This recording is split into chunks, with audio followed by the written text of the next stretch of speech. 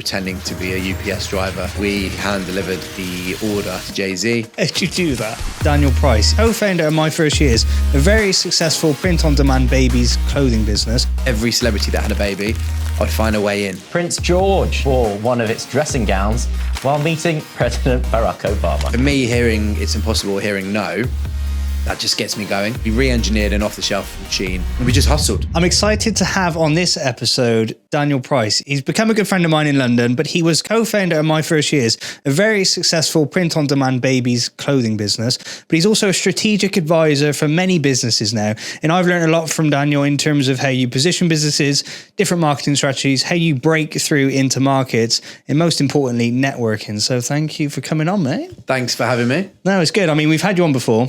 I'll give you all a caveat. We filmed an episode before, but it was before we had good cameras. So we thought redo it because it's one of our best episodes. But tell us a little bit, or tell the audience a little bit about what got you into business. What made you start your first journey, I guess? Sure. So I've always been into business. Like, I think from a young age, I was buying and selling sweets at school, and found a letter recently from like me at 8 or 9 years old to someone else saying we've got to sell these sweets to kids. So that was a bit, funny seeing that. But I've always been interested in it.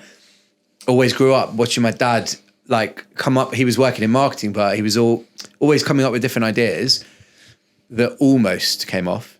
One got stolen, like an idea. Another one almost came off. And it was just like this, like he just didn't quite get to where I always imagined, or where he imagined he would get to. Yeah. And then when I was 13, I've got a sister. When she was 11, my dad passed away. So he was just 42 years old. But because I think because I'd always seen him growing up at being like a hustler, entrepreneur, always thinking of ideas, because he wanted that end goal of making sure that we were looked after and that he created something big. I always had that instilled in me in a young age.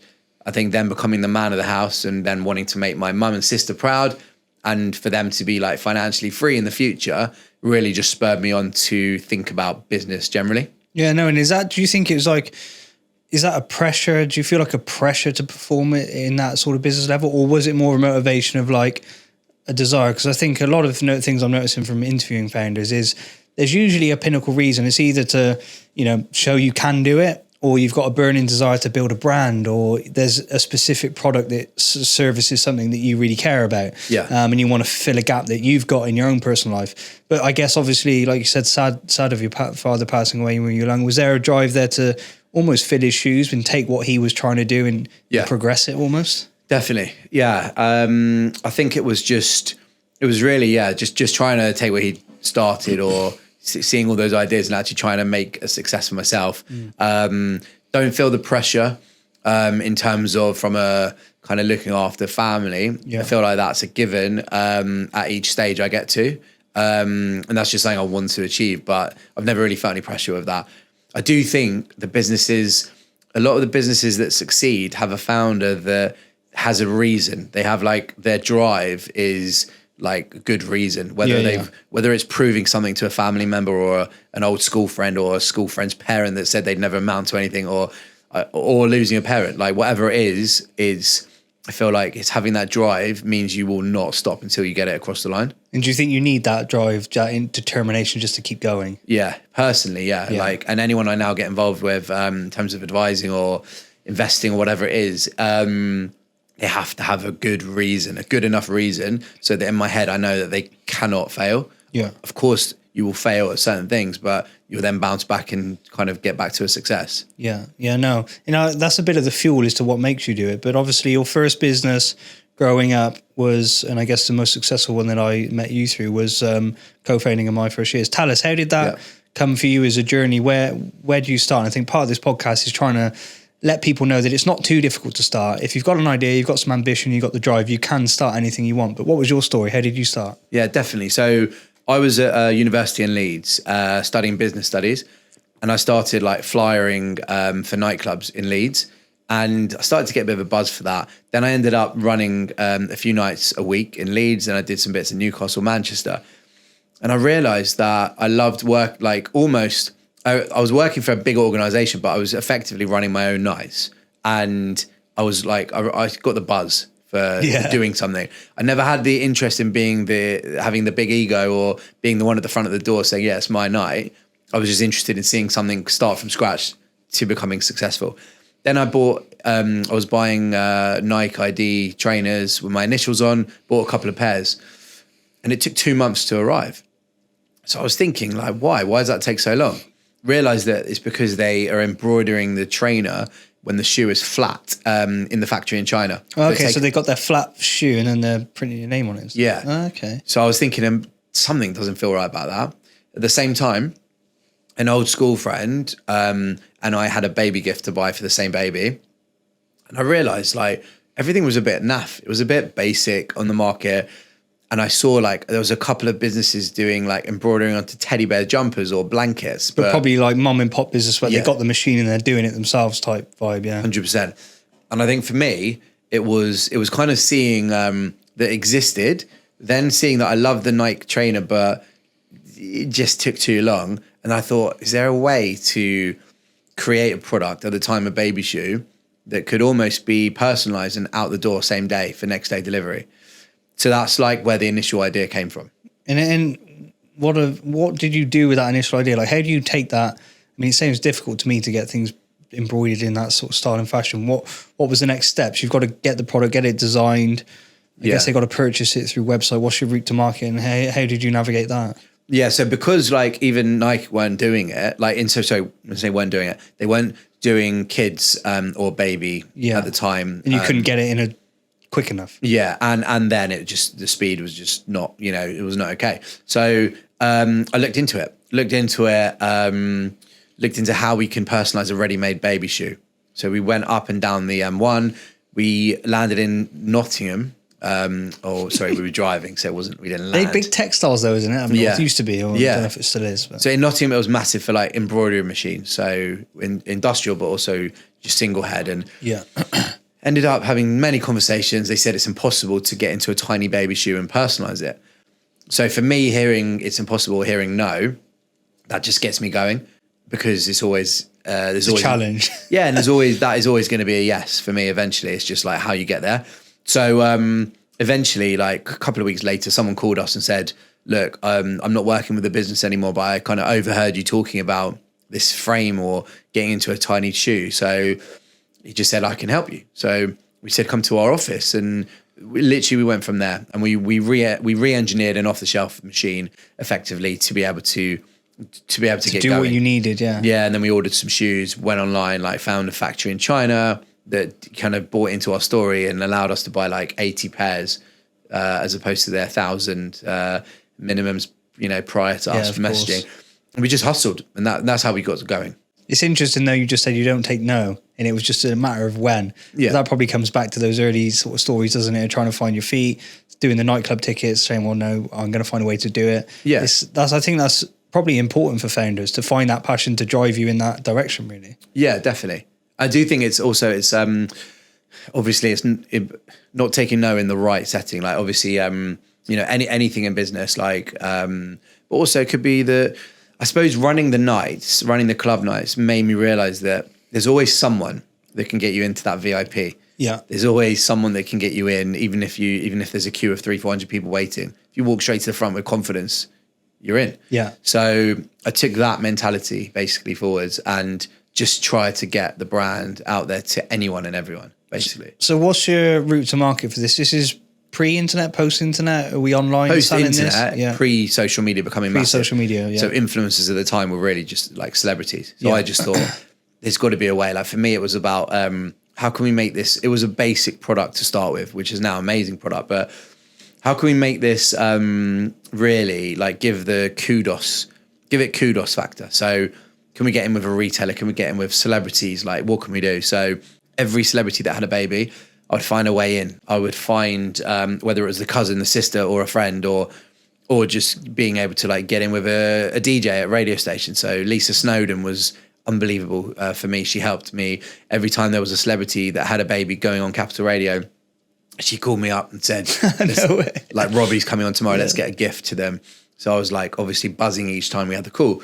So how did you get that? You obviously say it like you just done it, but how did you get a radio presenter to believe in your story, believe in you, and pick that phone up every time you say, there's someone coming in with a baby, bring your stuff? Like, I think I've always been interested in like getting in with people. So when I started school in year 7, secondary school, I was always like looking at the year 11s thinking, I want to know like, what's their story? Like, it's a cool group. Yeah. I was always just curious. And I've never been nosy. I've been ultra curious, but quite good at getting in with people. Lisa Snowdon, I believe I tweeted and then ended up that from that kind of turned that into a really nice like working relationship. And yeah, and she would then call each time. But also like I hustled it like on the phone to Heart Radio for 2 hours. My mum said that they're looking to gift Elton John for his new baby. So why don't you call up and say that it should be your gift? Because they were looking for ideas. So we put like Tiny Dancer on a teddy bear. We put How Wonderful Life Is Now You're in the World on a blanket. Some of his lyrics, but being a bit clever. That's cool. Yeah, so that was great. Convinced them to do it. That got filmed, got in the press. Took us to the next level, and I was starting to get the buzz and the feeling that actually if we can just get the brand out there into celebrities' hands and then get the press on it, like we'll be in a good place. So it was almost influencer marketing really. Before influencer marketing, we know now was quite a thing really. Yeah, and it was pre everyone thinking like ad, hashtag ad, gonna make some money. Like it was actually people would just wear the product because they actually liked it. Not that they don't wear it these days, you know what I mean? Yeah, like, of course. It was a route to market. And where were the products showing up then? Because was that then showing up on their Instagrams, or was this more like in print and stuff that people were seeing this? Yeah, so it was like Heat magazine, which was like massive back in the day. Like it would be in the magazine, and then we would put it on our Facebook. Then eventually, like, so Beyonce was someone we always like tried to get the product to, and we actually were lucky enough to get it to her twice. So once when she came over to London, she had her tour, and we basically made sure we had our gift box in her dressing room when she arrived. How'd you do that? I mean, that one I can't remember too much. I think I knew someone actually that was working at the O2, managed to place it there, and it was for her daughter, and then she put that on Facebook. So that was when posting on Facebook was the thing. What's the feeling when you've seen that? You must have been like unreal. Like, yeah. Like it was, we've made it, baby. Yeah. And open up the cash machines. Yeah, no, actually on that, I think like for us, we never looked at it like that. We were just always just buzzing, but kept our feet on the ground. We're like, right, who's the next person we need to get it out to? The second time with Beyonce was quite funny. Where we basically, the landlord of their property in America, basically gifted them from my first years, and we hand delivered the order pretending to be a UPS driver and hand delivered it to Jay-Z, which then went on social media again, which was ridiculous. Like some of these things thinking about now was it just wouldn't happen today, or probably couldn't happen today. I'm not sure if you've done that today. If you tried to think how to do that, I don't know if it'd be possible, would it? Yeah. But then was it possible then? No. If you thought about it, probably not. Probably not. Like, but it's that thing that however much you pay a PR company, they're never going to be as ballsy or have as much like chutzpah as a founder. Yeah. So I was just doing things like that. And then on that same trip in LA, I said to my girlfriend at the time, who's now my wife, Hannah Beth, I said, we haven't seen any celebrities. What's going on? We're in LA. Like, let's go to the Ivy in Beverly Hills. So we went, and as we got there, we're waiting for a table, and she's like pinched me saying, oh my God. And I saw it was Kris Jenner. And actually we just made a pair of like shoes for their baby that hadn't been born yet, their first baby. And I'd had the image on my phone because I literally just received it the day before. It was all crazy, but it was meant to be, I think. Sat down, ordered lunch, and Hannah Beth said to me, like, you're not gonna eat, let's be honest, like, go and do your thing.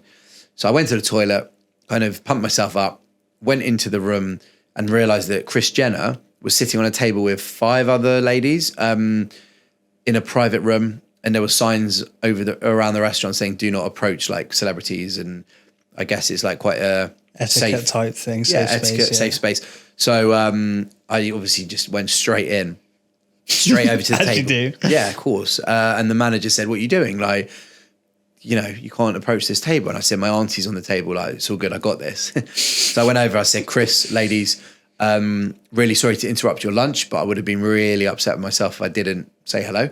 My name's Daniel. I'm from London. My company's called My First Years, and this is what we do. Told her what we did. She was like, this is so sweet. Like, nobody approaches me in these types of places. And I was like, yeah, I understand why, because it says on the wall not to approach you. So then I said, look, I've got a gift basically for Kim. I presume you know how to get it to her. Can you just do me a favor and, like look after me and get this gift to her? So she was like, of course, like, have you got a business card? I didn't have a card. Like the one time, I mean, I don't have a card these days, but the one time then where I didn't, she's like, okay, we'll get a pen and paper. So get your, give me your details. So I asked the manager for a pen and paper, and he's grabbed me to try and throw me out the restaurant and said, like, you've gone over to them. I told you not to. Anyway, as he's throwing me out the restaurant, she's grabbed him by the shoulder and said, he's with me. It's all good. Please get him a pen and paper. So from that moment, she was super helpful. She said, oh, I've got to go, but is there anything else you need? And I just said, could my girlfriend have a selfie with you? So I've got this photo and I'm like poking my head in the back. Yeah. But then from that moment, she sorted it out, introduced me to the other members of the family, and some of them have been customers since. So it's those kind of stories that are like, that nobody would do. No. Thinking out of the box and believing. And in hindsight, they look like they were just meant to be. Do you know what I mean? I've had a few of those with our businesses where you're in the pub and you bump into the one person that changes your business. Yeah. And you're like, if I didn't go out that night and do that thing and turn up, I mean, we've all got stories in our lives when that's happened, but I find in business, if you've got that confidence as a founder to just introduce yourself, always put on your best face, always be polite, always be nice, but just get yourself out there and amongst it. Yeah. It's amazing what can happen and who you can meet. Yeah, 100%. And it's exciting, really exciting. That's what excites me. That's what gives you that buzz, isn't it? Yeah. It gives me a massive buzz. I remember telling my grandma what I was going to do, like when I was starting the business. And I explained it terribly. And she said, should you not get a job? And I just said, look, I promise you, I'm going to do really well with this.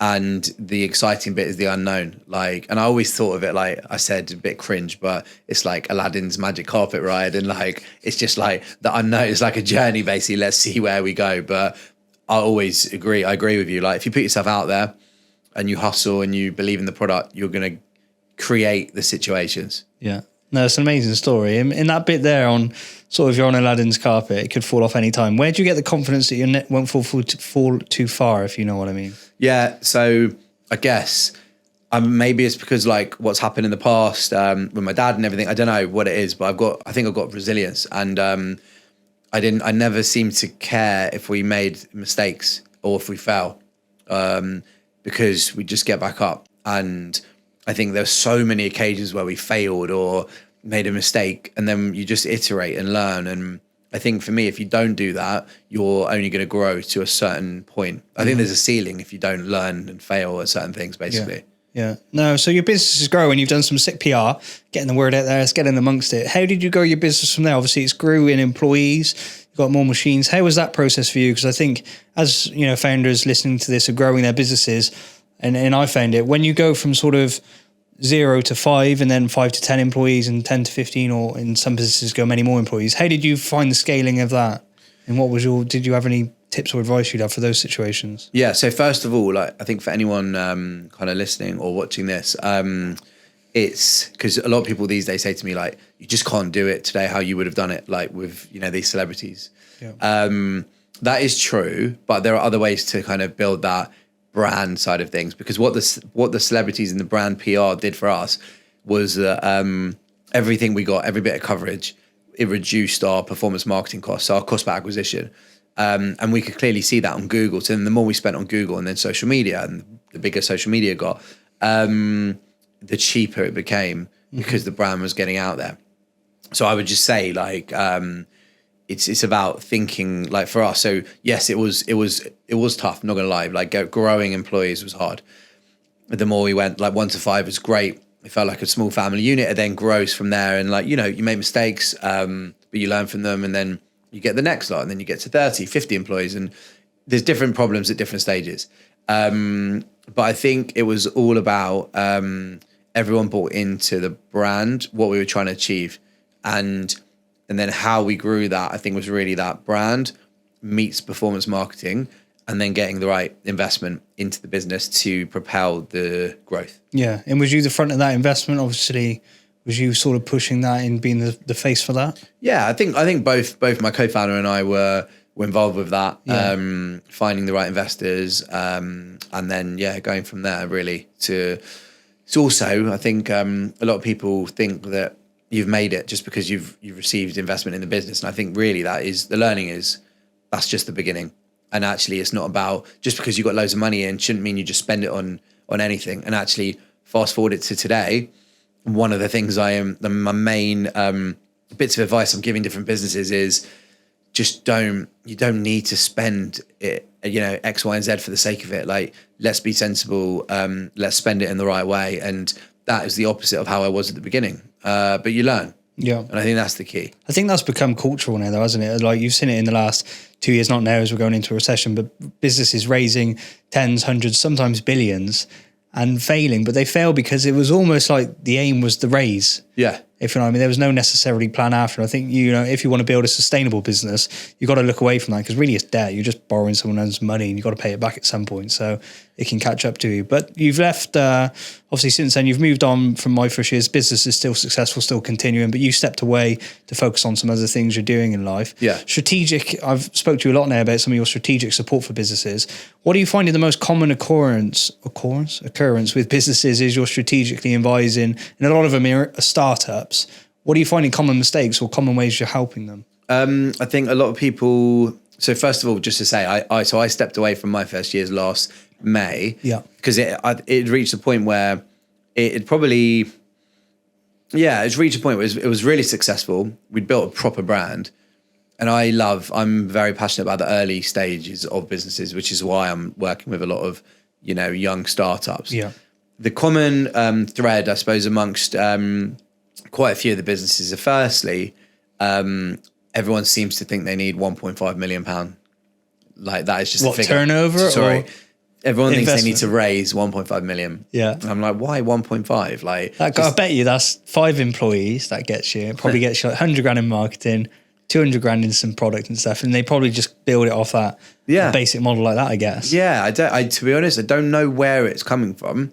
It's just seems to be what I'm seeing at the moment. Strange, isn't it? Yeah, but what I would look at, what I do look at is I try and make sure they don't just take on money for the sake of it. So I will quiz them on how have they come up with their budget for the year, revenue, profit, the next 3 years, like what's their net contribution per order. Often just tweaking that net contribution, it could be reducing the shipping costs. It could be increasing the average order value. Little changes like that might mean that 1.5 million goes to like 800 grand. Then I'll look at it and see that 300-400 grand of that is for stock. So I'm like, why are you giving away equity for stock? You should get a facility from a bank or another provider. In the end, they probably need 250 grand at most. Yeah, of course. That's one like common theme. Apart from that, it's really like growth. And a lot of people these days, our issue probably in the beginning was we'd be able to acquire the customers quite easily, but getting them to come back again was difficult in the early days. Then we grew our range and it became that customers were buying for their own kid as well as for another child as a gift. Yeah. Nowadays, the problem seems to be like they can't acquire as easily as it was, but they have a good repeat business. So I'm like, that's music to my ears because I'll think about the brand, the proposition, like how they can acquire that first time customer. And then they've got a well-oiled machine to get them back again and again. But I think it's that's another theme. Is that just on that one though? Is the cost per customer acquisition going up? Do you think because the market's saturated now online with marketing? Like most influencers have 3 brands they're already working with. The cost of Facebook ads has gone up because of the whole indexing thing with tracking and stuff. Do you think there's just a momentum building away? I mean, even us with Excite Energy, we've been looking now more out of home marketing again. So more events, more pop-ups, more. We're doing some new topic meetups at Soho House where you can come in, we can talk about new topics. Because our customer acquisition cost online is getting too high. Are you finding that with some of the businesses that you're working with? Yeah, I do. I find it's really high. Actually, a lot of it's because of social media. Prices going up. Yes, it's because there's more competitors. There's more competition in the market, I find as well. Even if you're looking at Google, which is more bottom of the funnel, you're seeing like for every idea someone has, there's other people in the whole that are Bidding doing it against you, yeah. Yeah. In terms of the main thing, though, I think is that these days, because during COVID, everyone thought they were overnight millionaires. Everyone thought they can sell anything on the website. And it was true probably at the time. Even I did. Yeah. I started selling cans on that as I made it. Yeah. Yeah. But it's true, right? And then you come out of COVID and you realize actually you can't just do social or Google advertising or have great content. Whilst those are really important, you've got to think about the brand. What is the brand and how can you get that brand marketing to be top quality? Because then the performance marketing and everything works well together. Yeah. So I guess you're more sort of talking brand purpose, really. Yeah. In terms of like, what's your why? How do you build that in? Yeah. I mean, what are you saying to businesses? Because I've had some consultations with us in terms of your why and things. How can you advise on that when you're not so deep in the business? Are you finding like threads you can advise on? What's your thoughts on that for founders, I think? So it depends what industry it is, but I'll typically kind of learn the industry for, after a couple of days or whatever, and try and like get from the founder why they started it, what they want to achieve over the next 5-10 years, what's their mission, vision, values, like what's the purpose. And then I'll try and say, well, actually, this is where you want to be and this is where you are. There's such a big gap and this is how, and I'll reverse engineer from the ideal scenario to today and almost work with them to achieve those goals, basically. So do you think for founders, would you advise now startups, founder-led startups, should they be looking for external advice? Do you think it's important to have those eyes looking over what you're doing?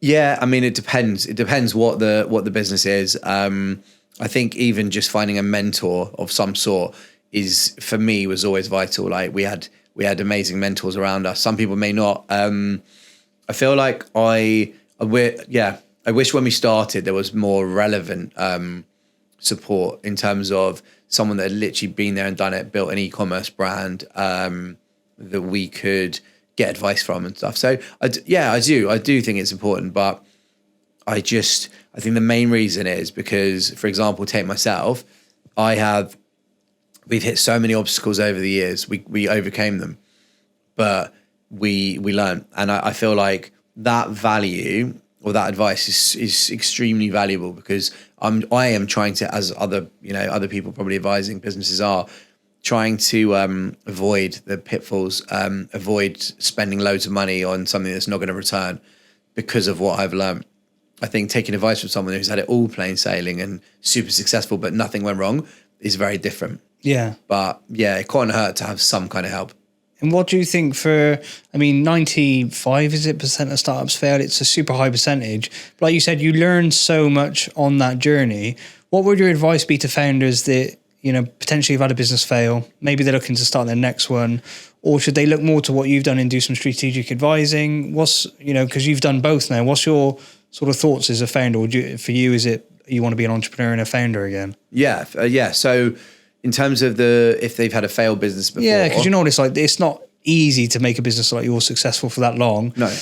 Sometimes, unfortunately, they do fail. And I guess people then, they either go back to the 9-to-5 or maybe they've got the resilience to go again. Yeah. But I don't see many people talking about this strategic piece once you've got some experience. So from a failed business first, I would say if you've got the resilience to go again, but look at why it didn't work. Mm-hmm. Like I try and unpick everything and then use all of that learning for the next business is I think is quite critical.